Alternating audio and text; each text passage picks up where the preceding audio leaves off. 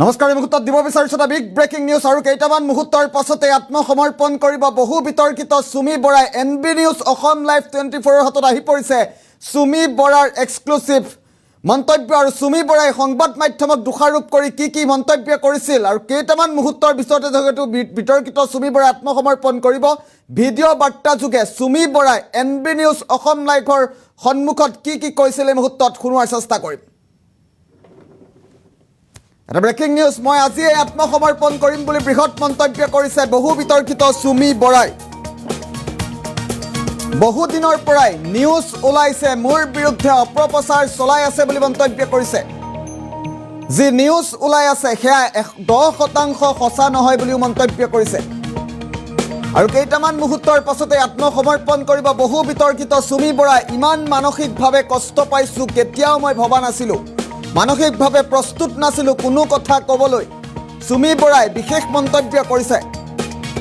যোৱা 7 দিন মই যেনে তেনে কটালোঁ। সুমি বৰাৰ এক্সক্লুসিভ ভিডিঅ' বাৰ্তা আহি পৰিছে এই মুহূৰ্তত। জোখতকৈ বেছি মোৰ অপপ্ৰচাৰ চলাইছে।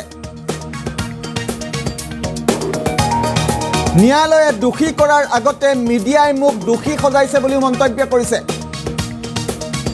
কেছটো ট্ৰেডিঙৰ আছিল, এতিয়া মোৰ ওপৰতহে হৈ গ'ল। সুমি বৰাৰ এক্সক্লুসিভ মন্তব্য আছে আমাৰ হাতত। আমি কেইটামান মুহূৰ্তৰ পাছতে সুমি বৰাৰ মন্তব্য শুনাম। অৱশেষত আজি মই সাহস কৰি আত্মসমৰ্পণ কৰিব ওলাইছোঁ।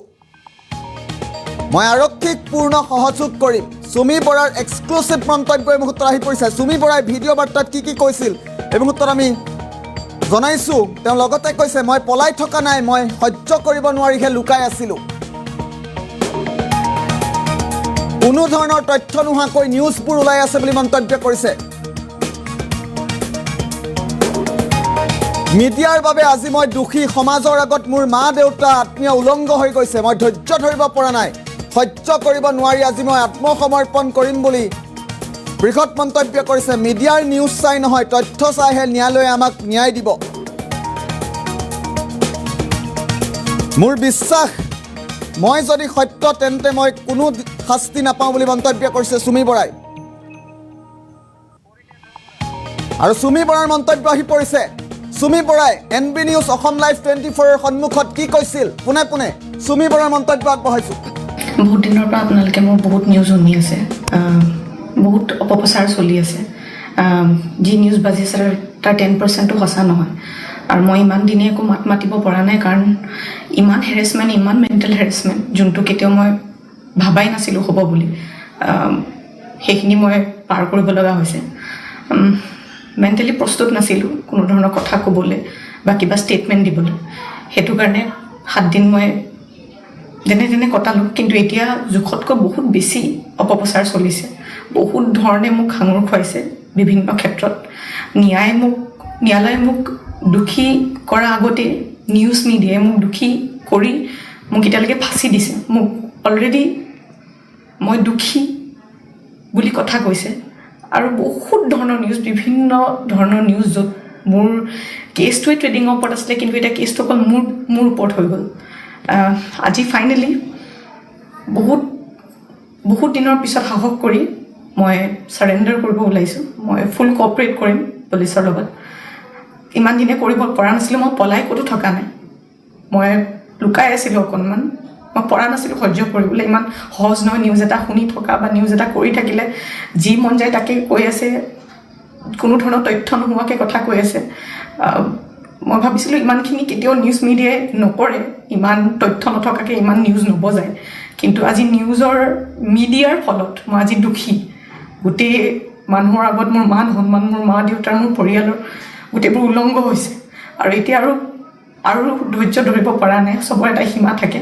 সেইটো কাৰণে আজি মই ছাৰেণ্ডাৰ কৰিম। আৰু মোৰ বিশ্বাস যে তথ্য চাই ন্যায়ালয়ে ডিচিশ্যন ল'ব, আৰু মিডিয়াৰ নিউজ চাই নহয়।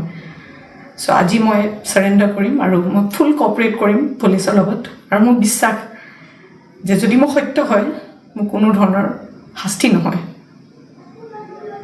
বহুত দিনৰ পৰা আপোনালোকে মোৰ বহুত নিউজ শুনি আছে, বহুত অপপ্ৰচাৰ চলি আছে। যি নিউজ বাজি আছে তাৰ 10%ও সঁচা নহয়। আৰু মই ইমান দিনে একো মাত মাতিব পৰা নাই, কাৰণ ইমান হেৰেছমেণ্ট, ইমান মেণ্টেল হেৰেছমেণ্ট যোনটো কেতিয়াও মই ভাবাই নাছিলোঁ হ'ব বুলি সেইখিনি মই পাৰ কৰিব লগা হৈছে মেণ্টেলি প্ৰস্তুত নাছিলোঁ কোনো ধৰণৰ কথা ক'বলৈ বা কিবা ষ্টেটমেণ্ট দিবলৈ সেইটো কাৰণে 7 দিন মই যেনে তেনে কটালোঁ কিন্তু এতিয়া জোখতকৈ বহুত বেছি অপপ্ৰচাৰ চলিছে বহুত ধৰণে মোক সাঙুৰ খুৱাইছে বিভিন্ন ক্ষেত্ৰত ন্যায়ালয়ে মোক দোষী কৰা আগতে নিউজ মিডিয়াই মোক দোষী কৰি মোক এতিয়ালৈকে ফাঁচি দিছে মোক অলৰেডি মই দোষী বুলি কথা কৈছে আৰু বহুত ধৰণৰ নিউজ বিভিন্ন ধৰণৰ নিউজ য'ত মোৰ কেছটোৱে ট্ৰেডিঙৰ ওপৰত আছিলে কিন্তু এতিয়া কেছটো অকল মোৰ ওপৰত হৈ গ'ল আজি ফাইনেলি বহুত দিনৰ পিছত সাহস কৰি মই ছাৰেণ্ডাৰ কৰিব ওলাইছোঁ মই ফুল কোঅপাৰেট কৰিম পুলিচৰ লগত ইমান দিনে কৰিব পৰা নাছিলোঁ মই পলাই ক'তো থকা নাই মই লুকাই আছিলোঁ অকণমান মই পৰা নাছিলোঁ সহ্য কৰিবলৈ ইমান সহজ নহয় নিউজ এটা শুনি থকা বা নিউজ এটা কৰি থাকিলে যি মন যায় তাকে কৈ আছে কোনো ধৰণৰ তথ্য নোহোৱাকৈ কথা কৈ আছে মই ভাবিছিলোঁ ইমানখিনি কেতিয়াও নিউজ মিডিয়াই নকৰে ইমান তথ্য নথকাকৈ ইমান নিউজ নবজায় কিন্তু আজি নিউজৰ মিডিয়াৰ ফলত মই আজি দুখী গোটেই মানুহৰ আগত মোৰ মান সন্মান মোৰ মা দেউতাৰ মোৰ পৰিয়ালৰ গোটেইবোৰ উলংঘ হৈছে আৰু এতিয়া আৰু ধৈৰ্য ধৰিব পৰা নাই চবৰ এটা সীমা থাকে সেইটো কাৰণে আজি মই ছাৰেণ্ডাৰ কৰিম আৰু মোৰ বিশ্বাস যে তথ্য চাই ন্যায়ালয়ে ডিচিশ্যন ল'ব আৰু মিডিয়াৰ নিউজ চাই নহয় চ' আজি মই ছাৰেণ্ডাৰ কৰিম আৰু মই ফুল কোঅপাৰেট কৰিম পুলিচৰ লগত আৰু মোৰ বিশ্বাস যে যদি মোৰ সত্য হয় মোৰ কোনো ধৰণৰ শাস্তি নহয়